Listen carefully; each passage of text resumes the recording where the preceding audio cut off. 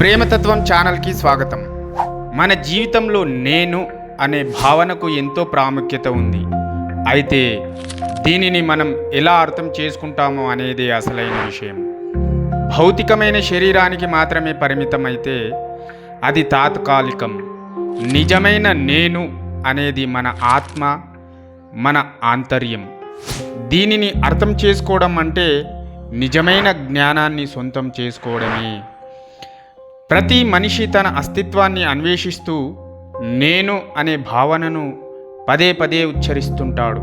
కానీ ఇది ఎక్కడి నుంచి వచ్చిందో తెలుసుకోవాలి. మన ఉనికికి శాశ్వతమైన అర్థం ఉండాలంటే స్వీయ పరిశీలన అవసరం. మన జీవన ప్రయాణంలో ఎన్నో సంఘటనలు, అనుభవాలు కలిసొస్తాయి. వాటిలో మునిగి తేలకుండా వాటిని అవగాహన చేసుకొని ముందుకు సాగడం అవసరం. మనం స్వార్థంతో మాత్రమే నేను అనుకుంటే అది అసలైన జీవితం కాదు. మనం చేసే పనులు, మన మాటలు, మన ఆలోచనల ద్వారా మన అస్తిత్వాన్ని నిర్ధారించాలి. నిజమైన నేను అనేది ఇతరులకు మంచిది చేయగలిగే శక్తి, సమర్థత కలిగి ఉండాలి. మన అహంకారాన్ని తగ్గించుకోవడం ద్వారా మనం ఉన్నతమైన మార్గాన్ని అనుసరించగలుగుతాము. అంతిమంగా నేను లేకపోతే శరీరానికి ప్రాణం లేకపోవడం లాంటిది.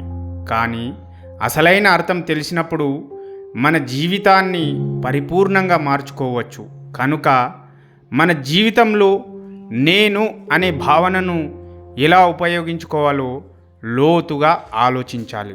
స్వార్థపూరితమైన నేనును వదిలేసి పారమార్థం తెలుసుకునే మార్గంలో ముందుకు సాగుదాం. ఈ యొక్క వ్యాసం నేను అనే భావనపై లోతైన ఆలోచన కలిగించేలా రాశాను. లైక్ చేయండి, షేర్ చేయండి, గంట కొట్టడం మాత్రం మర్చిపోకండి.